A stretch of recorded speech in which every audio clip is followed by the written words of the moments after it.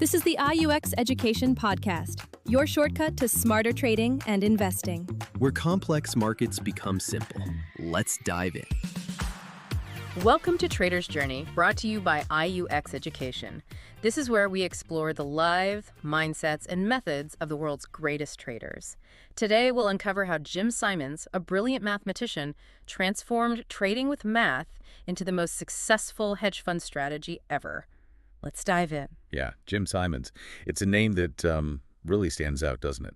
Not your typical Wall Street story at all. Not at all. We're talking about someone who achieved, well, almost mythical success. Right, and not to the usual routes like gut instinct or, big macro calls. Exactly. It was all about math. Pure, hardcore mathematics and rigorous discipline. And that's what's so fascinating. He took this idea, trading with math, which sounds kind of abstract, and turned it into, well, literally the most successful hedge fund strategy we've ever seen. It's more than just the money story, though, isn't it? Although the money is staggering. Absolutely. It's really about logic, about that relentless discipline you mentioned, and I think fundamentally redefining how you win in these really complex systems like financial markets. Yeah, and through his fund, Renaissance Technologies, he didn't just, participate. He kind of created a whole new playbook. He really did. His approach basically proved that these mathematical models could work. And not just work, but consistently crush the best human traders out there, year after year, through all sorts of market ups and downs. Which brings up the big question, right? How does a guy with this totally unconventional background, someone so far outside traditional finance? Yeah, a mathematician, basically. Exactly. How does he achieve that level of success, that kind of sustained dominance in a field known for being so volatile, so driven by human emotion and, well, gut feelings? It really challenges everything, doesn't it? The whole idea of what makes a great investor. It does. It really does. Okay, so let's dig into this. Let's unpack how this outsider, this genius mathematician, completely changed the rules, not with, shouting in a trading pit, but with algorithms and computers. So, Jim Simons. His backstory isn't your typical Wall Street narrative. You picture maybe someone obsessed with stocks from childhood, right? Yeah, charts on the wall, reading the financial news religiously. Right. But that wasn't him at all. His journey started, well, miles away from trading floors. A whole different world, really. He was, first and foremost, a serious mathematician. Truly brilliant. Not just fiddling with numbers. We're talking professor level at places like MIT, Harvard. Wow, the big leagues. Yeah, publishing major academic papers, deep stuff, geometry, topology, things that, frankly, most people can't even wrap their heads around. So his brain was wired differently from the start, built for abstract thinking, finding patterns. Precisely. Seeing structure in what looks like chaos. Yeah. Which turned out to be pretty perfect training for the markets, even if it wasn't obvious at the time. Right, an unexpected foundation. And what's really interesting is where his career went before finance. He got into code breaking. Seriously. Code breaking, like spies and stuff? Well, yeah, the NSA. During the Cold War, no less. Get out, really? Absolutely. He was tackling some of the most complex cryptographic problems on the planet. Think about the mindset that requires. Intense, meticulous. Exactly. Analyzing massive amounts of noisy data, looking for tiny, hidden signals, patterns, anomalies, all under high pressure. Okay, I can see the connection starting to form now. Solving abstract, data-heavy puzzles. It cultivated this unique problem-solving approach. It wasn't just about the math skills themselves. It was about applying them to find hidden structures, to predict outcomes in these complex, high-stakes situations. And the crazy part is that trading wasn't even really on his mind until he was, in his 40s? Yeah, well into his career, which is just so different from the usual path, isn't it? Totally. Most fund managers climb the ladder within finance. They learn the culture, the jargon, the accepted wisdom. Simons came in completely fresh, an outsider. No baggage, no preconceived notions about how things should work based on market folklore. He wasn't trying to be the next Buffett or Soros. No, he was looking at it like a new kind of puzzle, a scientific problem to be solved. And that background, that core belief, what was it? Fundamentally, he saw markets as systems. Complex systems, sure, but systems nonetheless. Like the codes he used to break. Kinda, yeah. He believed these market systems could be understood, modeled, and even predicted, but not through intuition or guessing. Through data. Rigorous, dispassionate analysis of data. Exactly. That was the key differentiator. He wasn't focused on emotions, news headlines, or predicting human behavior. He was looking at data, patterns, probabilities. A completely different lens. A radical shift in perspective. And that belief in data over intuition became the absolute foundation for everything Renaissance achieved. So armed with this unique viewpoint and this deep faith in quantitative methods, he starts Renaissance Technologies. What year was that? 1982. And the vision was, well, pretty revolutionary for the time. Which was? To build a hedge fund running almost entirely on mathematical models, stripping out human judgment, human emotion as much as possible. Wow. In the early 80s, Wall Street was all about the star trader then, wasn't it? The gut instinct, the roar of the pit. Absolutely. It was ruled by intuition, by relationships, by, reading the tape. And here comes Simons, this mathematician, basically saying, we can replace all that with algorithms. That must have sounded crazy to people back then. Oh, I'm sure there was immense skepticism, probably outright dismissal from the old guard. He wasn't just starting a fund, he was challenging the entire culture. Okay, so we know the fund, Medallion, eventually produced these legendary returns, especially by the 90s. But it wasn't like flicking a switch, was it? Oh, absolutely not. That's a really important point. The path to getting those models consistently profitable was far from easy or immediate. They faced real challenges. Definitely. This was pioneering stuff. There was no blueprint. It wasn't about finding one single perfect algorithm. It was about building this incredibly complex, adaptive system from scratch. So lots of trial and error in those early days. Huge amounts. They were applying math and stats to markets in ways that hadn't really been done successfully on that scale before. That inevitably meant hitting dead ends. Models that looked good on paper but didn't work in the real world. Exactly. Models that would suddenly underperform or even lose significant money when faced with live market data. Despite all the backtesting, they were learning as they went. So it wasn't just the brilliant idea. There was this, gritty process of figuring things out, especially early on. Totally. You can imagine the pressure, right? Yeah. Trying to build something totally new, going against the grain. There's no guarantee it'll work. Must have been frustrating times. Models losing money, having to go back to square one. For sure. Sifting through data, trying to figure out why something failed. This whole iterative cycle test, learn, refine it, naturally included periods where things didn't work out, where they probably took hits. It wasn't just instant genius then. There were failures along the way. Failures may be too strong a word, but certainly setbacks. Learning opportunities, that's probably how they viewed it. Like in science, an experiment not working tells you something important. Okay, so how do they keep the faith? When you're building something so new and it's not working perfectly right away, how do you stay confident in this purely quantitative system? That comes down to the culture Simons built. It was rooted in deep intellectual curiosity and this idea of constant refinement. Okay. So a model failing or losing money wasn't seen as proof the whole idea was wrong. It was seen as a data point, a puzzle to solve. So they dig into why it failed. Meticulously. What went wrong? What assumptions were incorrect? What new data could they incorporate? They were constantly updating, adapting, challenging their own work. Were there specific technical hurdles, beyond just finding patterns? Oh, for sure. One huge one, especially back then, was overfitting. That's where your model gets too perfectly tuned to past data. And then falls apart when it sees new data. Exactly. Yeah. It looks brilliant in backtests, but fails miserably live. Simons' team spent enormous effort developing techniques to avoid that, things like rigorous out-of-sample testing, cross-validation, essentially building statistical firewalls to make sure their models were robust, not just lucky. So it was this scientific approach to setbacks, that intellectual honesty that let them push through. I think so. That relentless drive to understand why, to learn from every outcome, good or bad, that's how they eventually built something so incredibly robust. And it's kind of amazing that the legendary performance we talk about now wasn't immediate. It really grew out of that tough early period of refinement. It's a huge lesson, isn't it? Yep. Patience.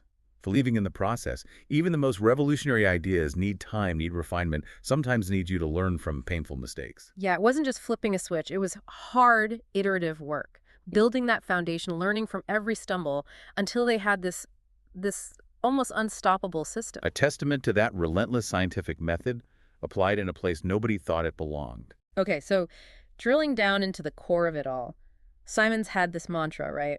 We don't make guesses. We find patterns in data. Yeah. Deceptively simple, but profound. And that wasn't just talk, was it? That was the absolute bedrock of Renaissance. Completely. A total rejection of how almost everyone else approached trading. Because most traders then, and maybe even now, were doing what? looking at charts, reading company reports. Exactly. Analyzing fundamentals, balance sheets, earnings, reacting to news headlines, geopolitical events, economic data releases, trying to gauge sentiment. A lot of qualitative judgment, right. Trying to predict human reactions or company futures based on, well, a whole mix of things. Subjective factors, yeah. Yeah. But Simons and his team, they were off in their own world. They weren't reading the news. They were reading the numbers. Meticulously, dispassionately, digging into literally millions, probably billions by now, of data points, not just end-of-day prices. What kind of data? Everything. Granular, tick-by-tick, market activity, prices, volume, how orders were placed, canceled, across stocks, bonds, commodities, currencies, globally. Wow. And they were searching for these tiny, fleeting statistical anomalies, little inefficiencies. Maybe a stock price getting slightly out of sync with its futures contract for a fraction of a second. Things no human could possibly spot or react to. Exactly. Patterns the vast majority couldn't see or just dismissed as random noise. It wasn't about having a feel for the market. It was about finding hard statistical evidence. These tiny edges. Tiny edges that, if you could exploit them millions of times with perfect discipline, add up. Think about it. A pattern that works just 51% of the time seems like nothing to a human. Right, basically a coin flip. But if a computer can make that trade thousands of times a day, flawlessly, that 1% edge becomes enormous over time. That required a whole different level of data processing and technology. Okay, let's break down the strategy components. You said quantitative analysis. Purely quantitative. Every single trade decision came from the models. No human override, no trader waking up and saying, I feel like buying today. Zero discretion. That's radical. Completely. And the data input. Yeah. We touched on that. Just massive amounts. Decades of history, price, volume, microstructure data. With microstructure data, exactly. That's the really fine-grained stuff. The details of the trading process itself, the size of bids and asks on the order book, the speed orders come in, how market makers are positioning, super granular. Okay, so they built this immense digital memory of market behavior. Essentially, yes. Yeah. And then they used, well, what we now call machine learning, even before it was a common term. Really? Machine learning back then? Early versions, yeah. Sophisticated algorithms designed to learn complex predictive relationships from that huge data set, not just following pre-programmed rules. Like what kind of relationships? Maybe a specific sequence of trading activity in, say, oil futures tended to predict a tiny short-term move in a related currency pair a few milliseconds later. Things impossible for humans to track. So the algorithms were finding these connections themselves and adapting. Right. Constantly refining their models as new data came in. And the final piece, automated execution. The computers placed the trades automatically. Instantly. Often in fractions of a second. This was critical for two reasons.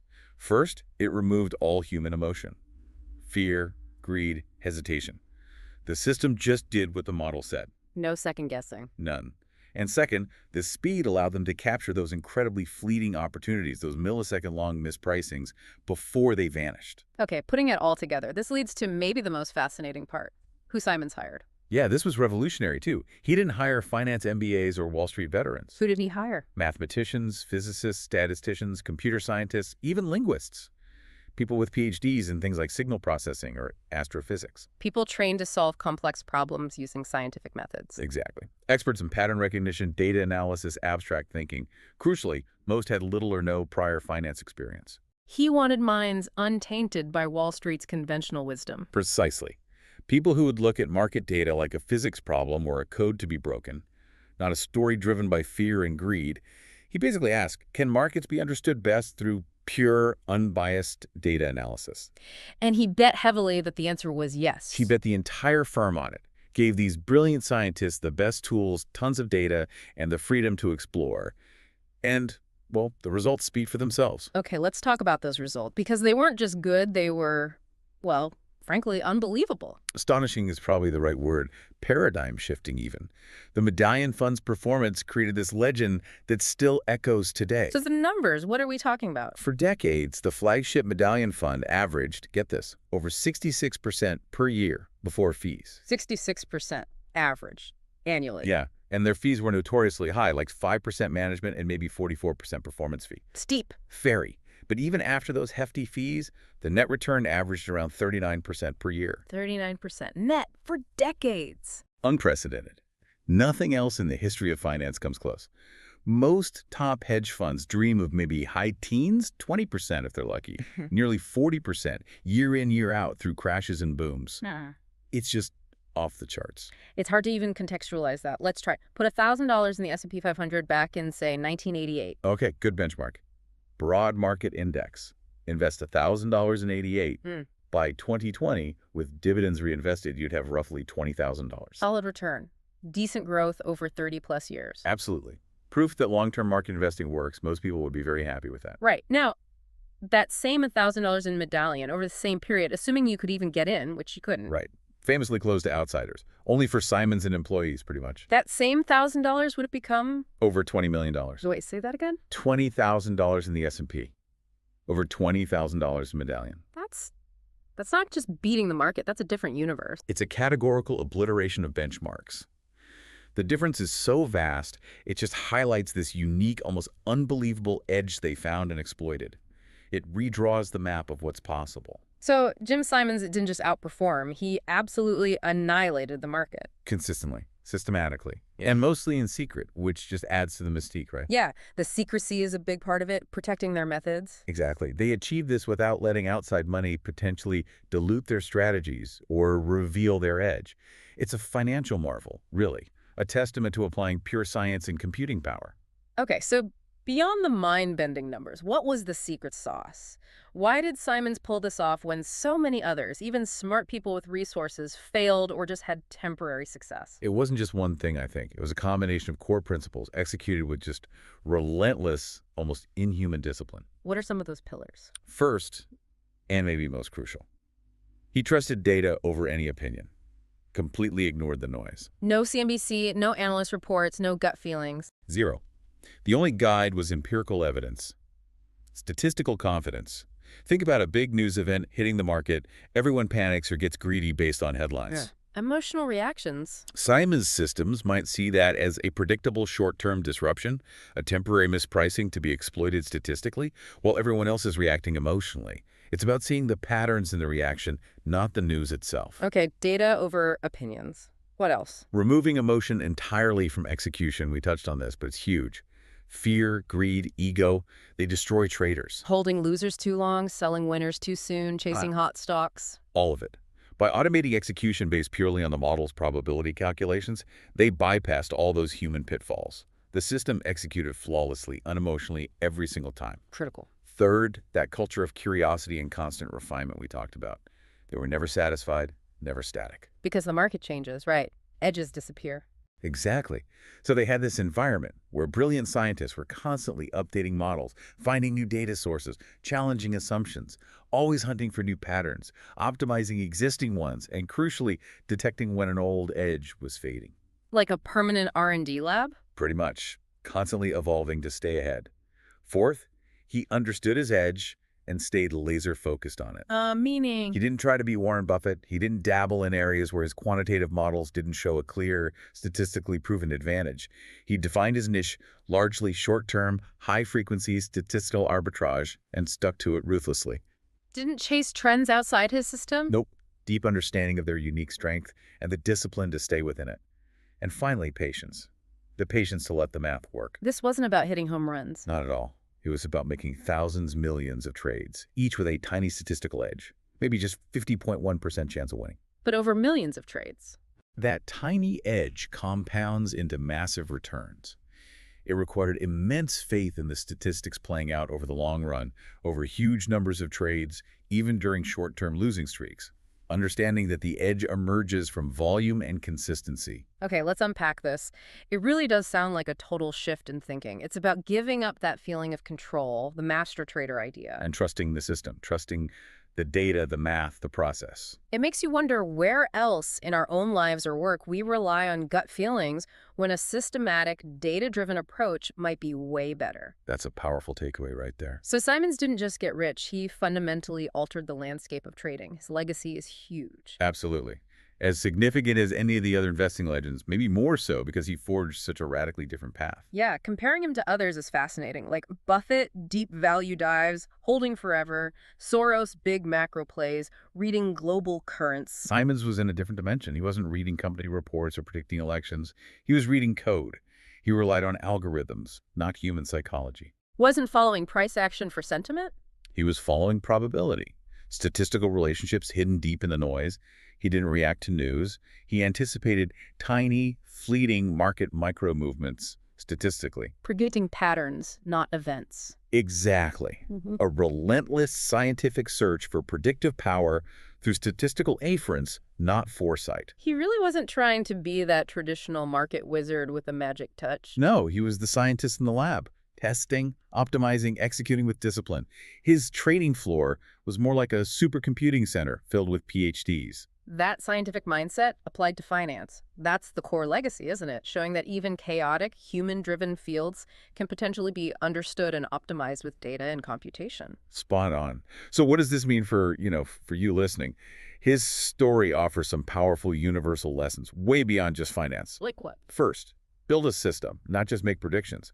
Focus on creating robust, repeatable processes instead of relying on one-off guesses or insights. In business, personal life, anywhere. Anywhere. A solid system yields more consistent results than trying to guess the future. Second, find your edge, your unique advantage, and just refine it relentlessly. Don't try to be good at everything. Exactly. Simons was unparalleled at one specific thing. Figure out your core strength, master it, and constantly improve it. Third, let logic lead, not emotion. Easier said than done, especially under pressure. For sure. But making decisions based on evidence, facts, predefined rules, rather than fear or excitement leads to much better outcomes in the long run. Practice that detachment. Okay. And fourth? Don't be afraid to be different if different is more effective. Innovation often comes from challenging the status quo. Simons proved an outsider with a radical approach could win big. So trust the logic, trust the data, even if it goes against the grain. If the evidence points that way, yes. So for anyone striving for mastery, really the message seems to be test, learn, adapt, repeat. That sums it up perfectly. His story is just incredible proof that innovation can come from unexpected places, from challenging old ways and trusting a rigorous process. Finding those hidden patterns, even tiny ones, and having the discipline to act on them. With the right tools and the right mindset. Yeah. Hashtag outro.